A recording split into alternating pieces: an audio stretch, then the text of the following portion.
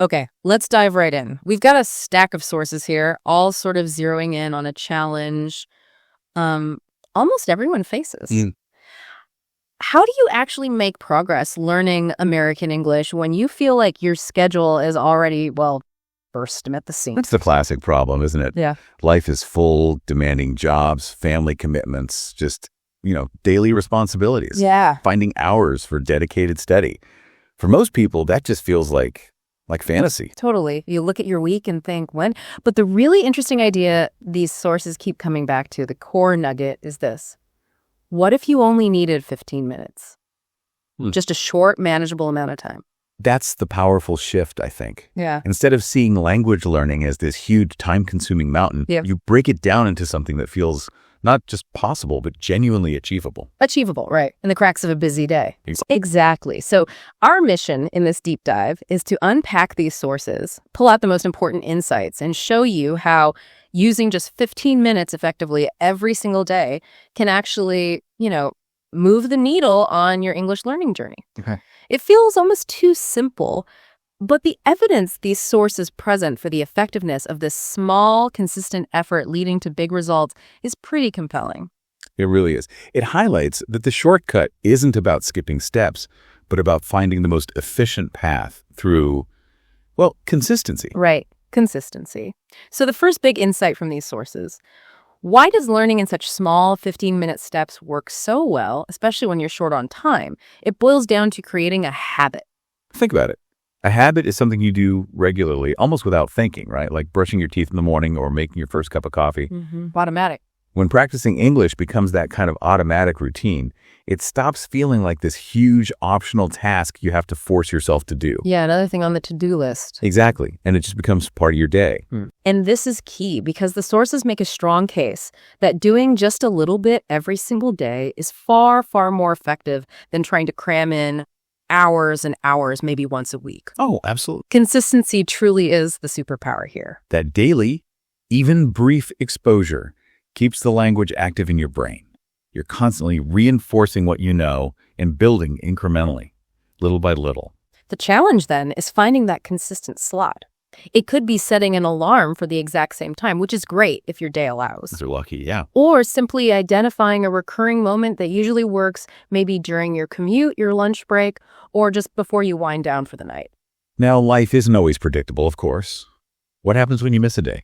Maybe an unexpected work crisis or helping a family member. Hey, things come up. The sources are clear. Yeah. Don't sweat it if you miss one. Absolutely. The goal isn't perfection every single day, but consistency over time. That's the key phrase. That's what we see with the example of Mr. Henderson. He had his 15 minutes planned right after breakfast. Pretty routine. But one morning, his neighbor, Mrs. Davis, really needed his help urgently. He helped her out, missed his English time, and that was okay. So he didn't beat himself up about it. No, not at all. The important part is he didn't get discouraged. He just picked his 15-minute routine right back up the very next day. That resilience, just getting back on track without, self-recrimination, is a huge part of making this stick. Definitely. All right, so you've carved out your 15 minutes. What do you actually do in that time? The sources emphasize flexibility, which is another reason this works for busy lives. You absolutely don't have to spend the whole 15 minutes on just one thing. No way. You can mix it up. Maybe 5 minutes on one activity, 10 on another. So you don't get bored either. Exactly. Having a rough plan before you start helps you maximize that precious time so you're not wasting any figuring out what to do next. Makes sense. Let's look at some of the types of activities highlighted. Listening practice is a fantastic option for short bursts. Totally. You can listen to a short English podcast, maybe just a segment of one. Like this one. Well, maybe a segment. Yeah. Or a simple audio story or a brief conversation. A great tip from the sources is to try listening first without reading a transcript. Okay, just listen. Yeah. Focus on catching the mere ideas rather than stressing about every single word. Just get the gist. So the core goal is just getting comfortable hearing English spoken naturally, getting your ear tuned in. Exactly. Take Daniel, who commutes by train. He uses 5 minutes of his ride to listen to a short English news summary from sites like Daily English News Bites. Ah, okay. Training himself to grab the key points. Or Maria, who enjoys listening to English songs with clear lyrics, or catching a 5-minute news summary from World News for Students just to identify the main topics covered. Perfect examples of fitting listening into small gaps.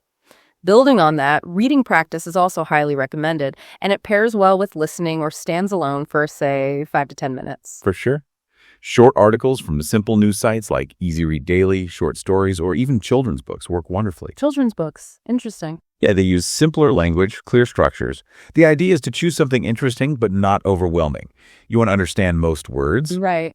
but it's fine to guess a few from context or quickly look them up. You don't need to know everything. This helps you see how words fit into sentences, understand paragraph structure, improve your reading comprehension, and naturally build vocabulary and grasp grammar in action. You see it used. Precisely. Daniel, after his quick listen on the train, might switch to reading a short article on his phone for 5-7 minutes, picking a simple topic like, I don't know, healthy food. Something relevant. Yeah. He'll read slowly, actively, trying to figure out new words from the surrounding text. Mr. Henderson carves out 10 minutes to read a simple online article from Easy Read Daily about local happenings, sometimes reading a sentence twice to make sure he gets it. And that's okay, rereading. Totally okay. Yeah. Even practical things like reading an English recipe for cookies, like Sarah did, or instructions for a new appliance, like Emma. Oh yeah, instructions are full of useful verbs. They are. It counts. And it's highly effective because it's relevant to your life. Mr. Henderson even gets practice from reading simple English jokes online. Ah, good for him. And vocabulary review, crucial for retaining what you learn, can be done in a flash. Seriously, 3 to 5 minutes is enough? Absolutely. Flashcards are your friend here, whether old school paper or a digital app. Right. Quickly review words you've already encountered. Maybe add just 1 or 2 new ones if you have time.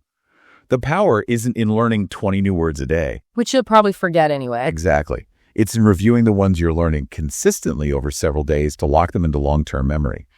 Spaced repetition, basically. Sarah, who works from home, uses 3 minutes of her afternoon break for this with a vocabulary app like WordMate.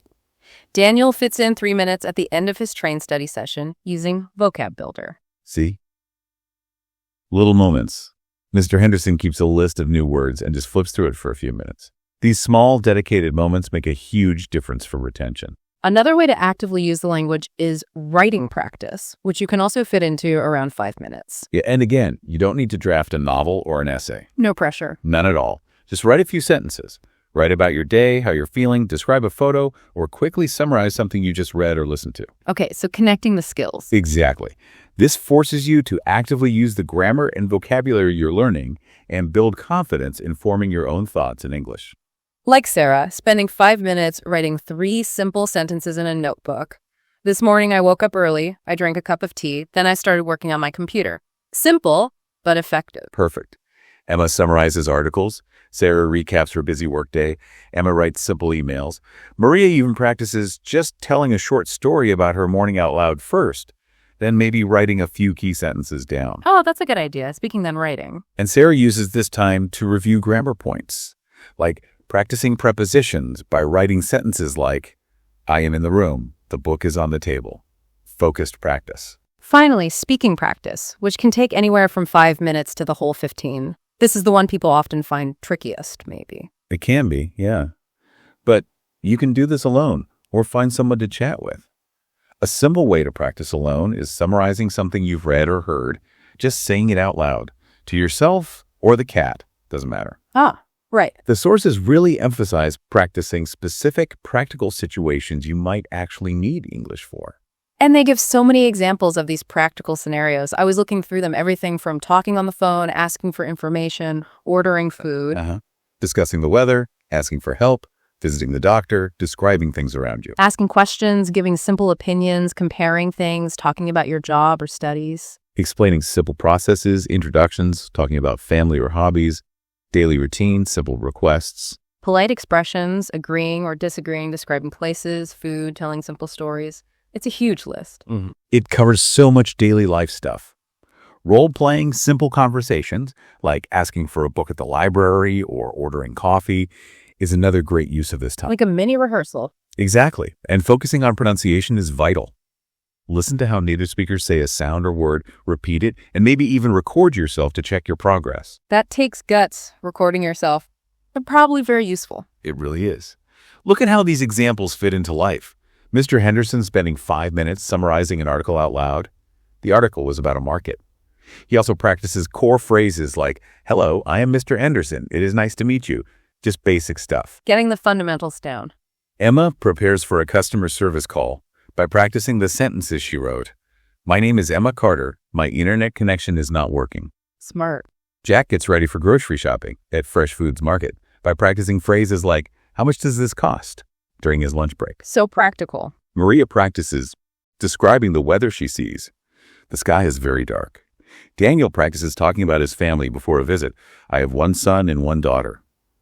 Sarah rehearses asking for directions while in her hotel room. "Excuse me, could you please help me? Where's the train station?" Things you actually say. Exactly. Mr. Henderson reviews health vocabulary and practices sentences before a clinic visit. "My arm hurts and I feel tired." Emma practices names of furniture while cleaning. "This is the living room. This is a sofa."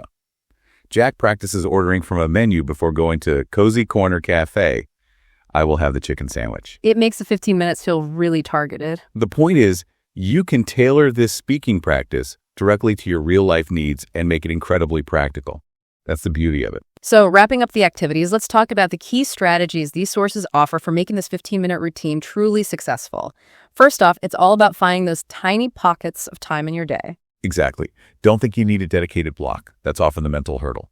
Look for the moments you're already waiting in line for the bus, during a coffee break, even while you're cooking dinner. Those dead time moments. Yeah, turn them into a live time for English. As the sources show with Daniel on his train or Sarah on her break, even 5 minutes is enough for one small activity. And you absolutely should mix up your resources. Language apps, learner websites, podcasts like this one, simple books, videos. A really important point from the sources is to pick resources you genuinely find interesting. Yes. And easy enough to understand. It should feel like a tool helping you, not another chore. Crucial point. If it's not enjoyable or feels too hard, you won't stick with it. And as we touched on, combining activities is a powerful strategy. Right, the integrated approach. Listen for 5 minutes, read the transcript for 5 minutes, review new words for 5 minutes.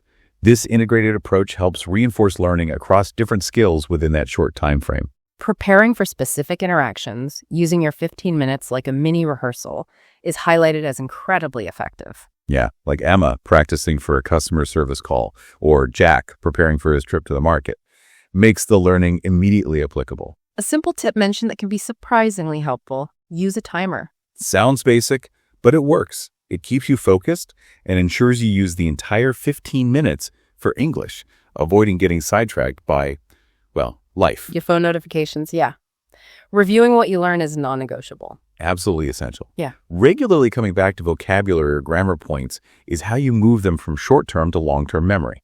You can spend 10 minutes learning something new and 5 minutes reviewing something you learned yesterday or last week. That quick review makes all the difference. It really does.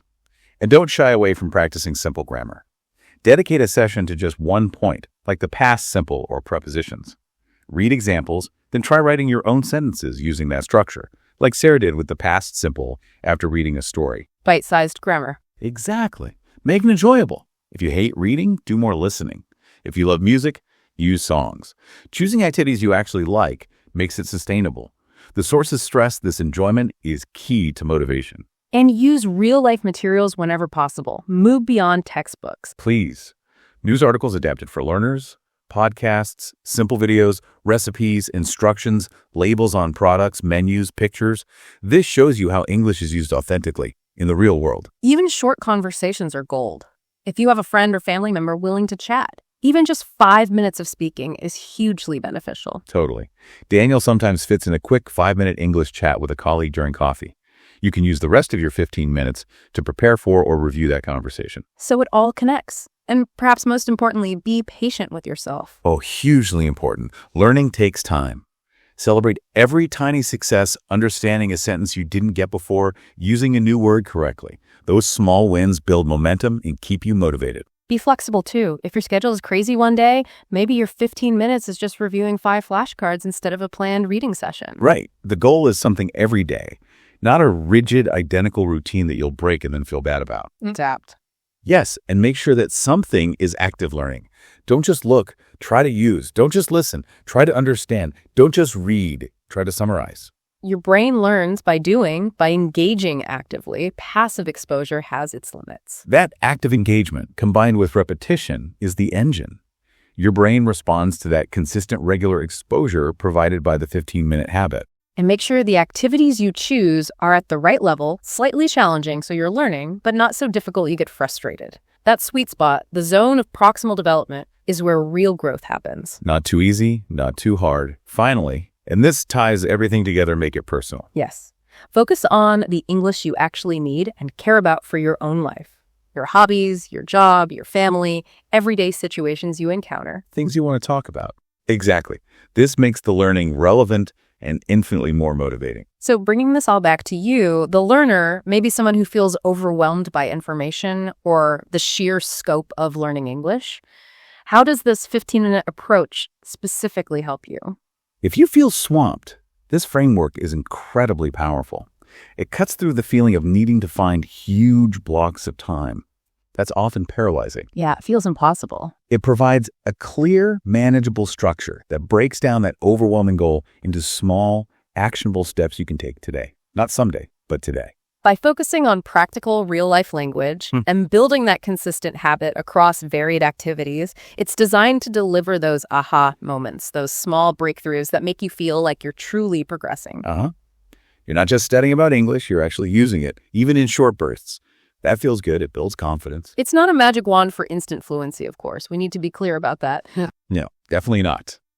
But the insight from these sources is that it's a direct, highly efficient pathway, a genuine shortcut in the sense of optimizing your effort to insistent, valuable progress tailored precisely for a busy life. It shows you how to leverage the time you do have instead of worrying about the time you don't. Perfectly put. So there you have it, the profound power of the 15-minute routine for language learning.